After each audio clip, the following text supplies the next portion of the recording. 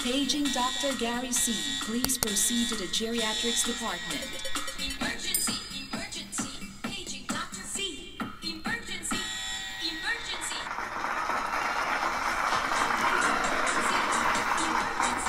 Hello po sa inyo lahat.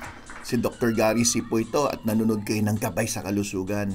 Ang pag-uusapan natin ay espesyal kasi request to ng isa kong pasyente. Dok, ano bang magandang vitamins? Sabi ni pare.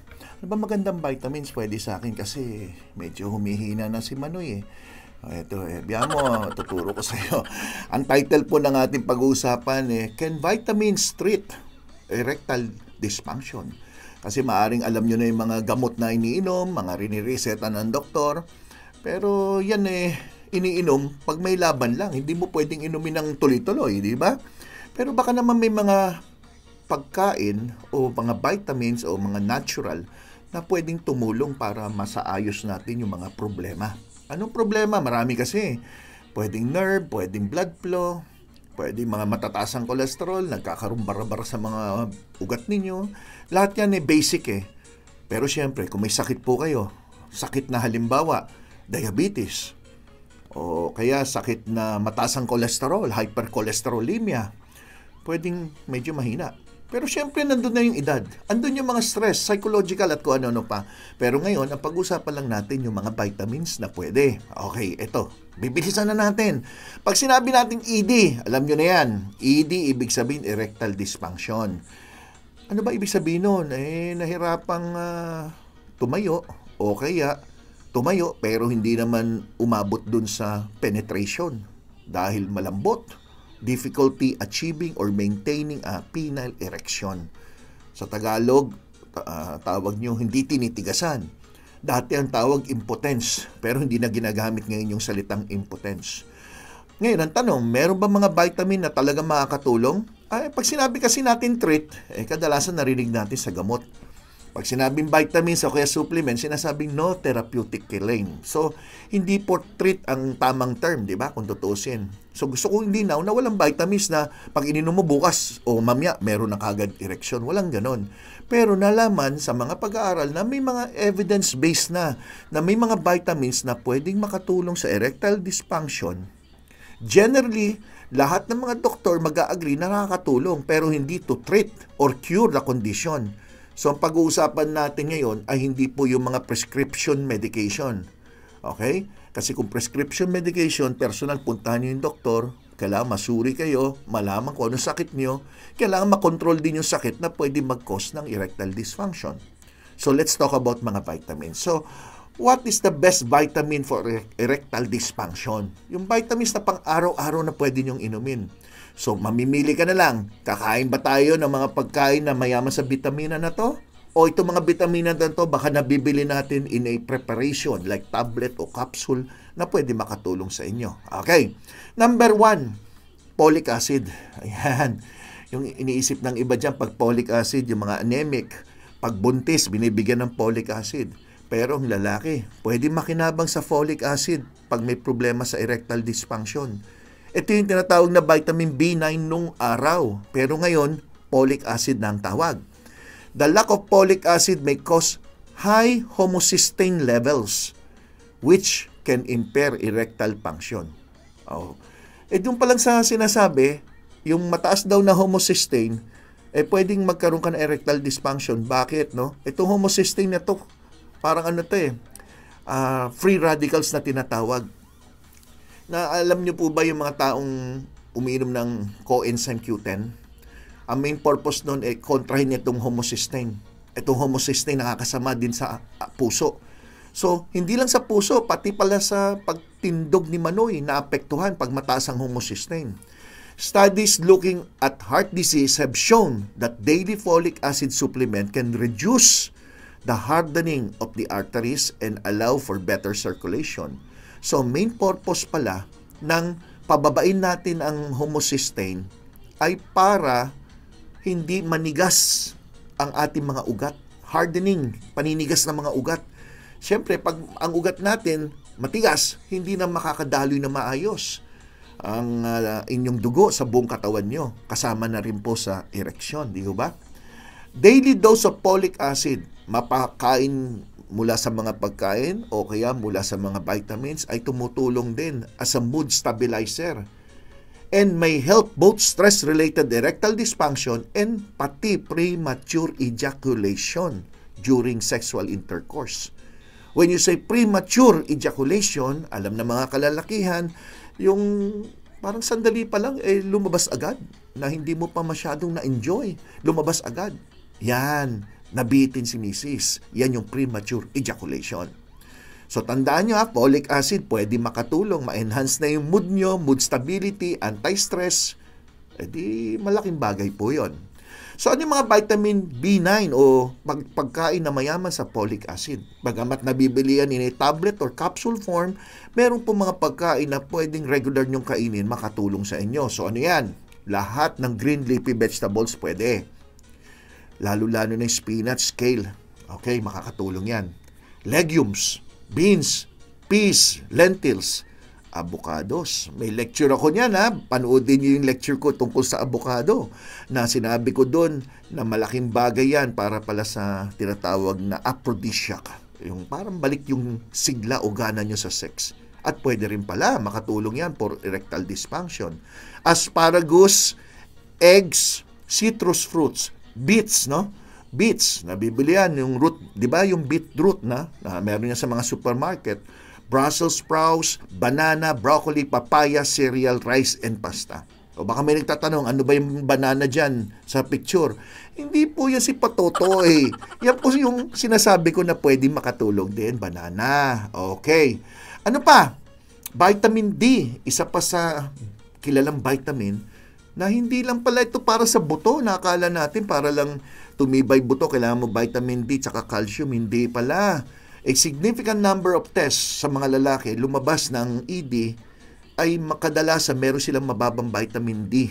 So, vitamin D deficiency, nalaman common sa mga tao may erectile dysfunction or ED.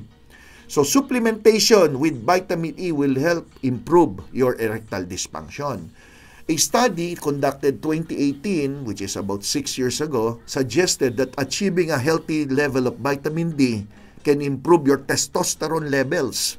Yan yung hormones na may kinalaman sa ating mga lalaki, thereby increasing your erectile dysfunction. Multiple studies pa ginawa na napakita rin na yung mga taong merong erectile dysfunction talagang napakababa. Kulang na kulang sila sa vitamin D. So hindi lang isang study ginawa, kundi marami. So what are the vitamin D rich foods? Ito na. Fatty fish, mayaman sa vitamin D. Seafoods like salmon, mackerel, sardines, tuna, shrimp, and oyster. Ang cheese pwede rin.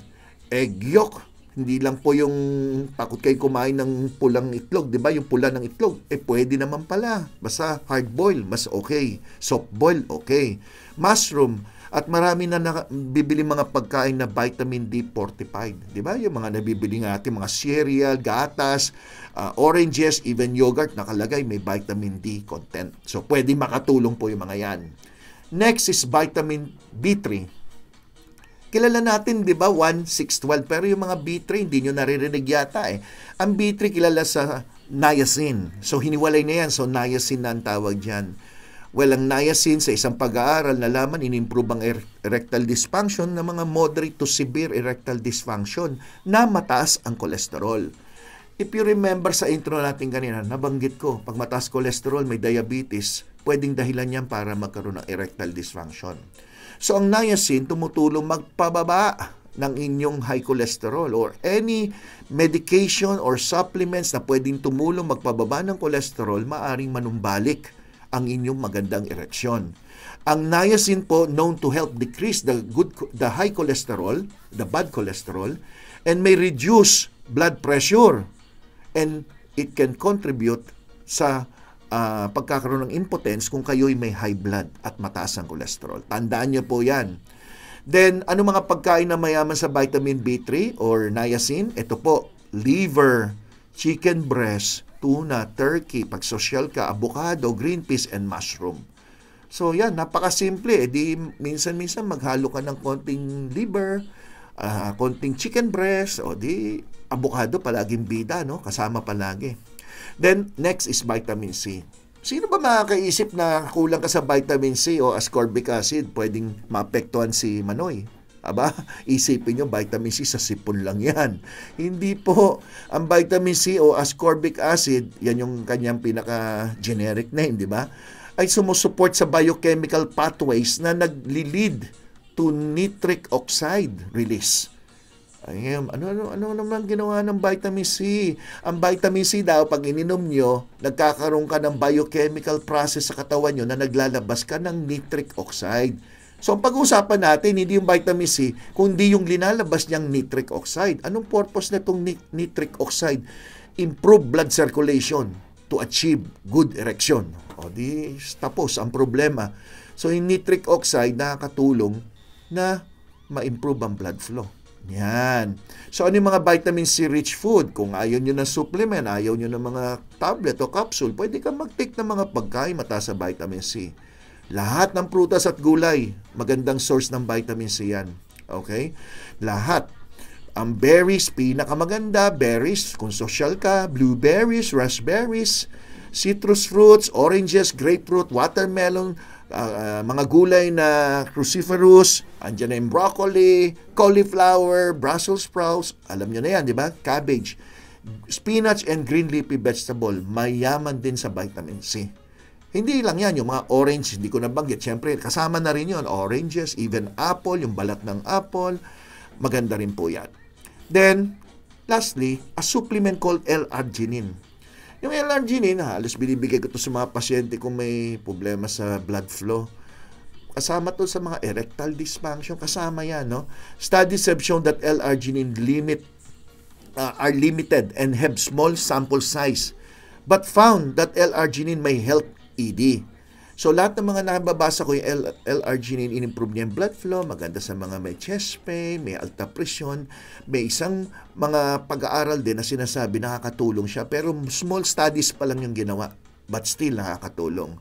So, yung nitric oxide kanina na binanggit ko, it helps dilate the blood vessel. Ganon din po yung L-arginine. Halos the same ang action. Ini-improve niya yung pagdaloy ng dugo nyo. So, dinadilate niya, binubukan niya yung mga ugat. So, nitric oxide dilates blood vessel, improving blood flow and circulation. L-arginine is a natural occurring amino acid that helps increase level of nitric oxide.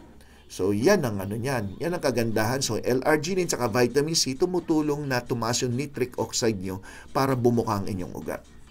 L-arginine-rich foods are the following: pumpkins, squash, yung mga seeds, no? Yung mismong seeds, pwede. Maski naman yung mismong pumpkin saka squash, pwede rin. Watermelon, nuts, seeds, seaweeds, legumes, beef and pork, okay din na source yan. But syempre, kung mataas ang cholesterol, wag naman kakain ng sobrang mga beef, no? Then, make sure, bago nyo umpisan itong mga ito, you talk to your doctor. Kung kailangan nyo ba ng gamot mismo for erectile dysfunction na approved naman ng FDA, pwede nyo pong ipareseta sa doktor nyo. But may mga pros and cons. Siyempre, karamihan ng gamot na yan, pwedeng common side effect, headache, minsan chest pain. So, hindi din pwedeng ibigay basta-basta kung ang sugar nyo uncontrolled. Alamin nyo base sa anong sasabihin ng doktor nyo. So, always remember, talk to your doctor first. Huwag yung mga napanood nyo lang sa mga TikTok. Ito, ininom ko. Ganito na. Huwag ganon. Ha? Kailangan alamin nyo kasi baka mamaya may sakit kayo na hindi pwede yung mga nababasa, napapanood nyo sa internet o social media. Okay?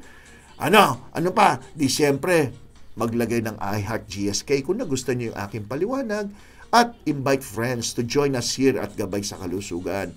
Baka yung iba sa inyo hindi pa nakasubscribe, ha? Subscribe na po kayo dito sa Gabay sa Kalusugan, Dr. C. Dr. Gary C, ha? At huwag nyo kalimutan notification bell. And kung may mga suggestion kayong mga topic, ilagay nyo lang po dyan sa comment section. Okay? Maraming salamat sa lahat ng nanood. Ako po si Dr. Gary C. Siyempre, ano pa? Ang inyong Gabay sa Kalusugan. Okay? Maraming salamat. Bye-bye!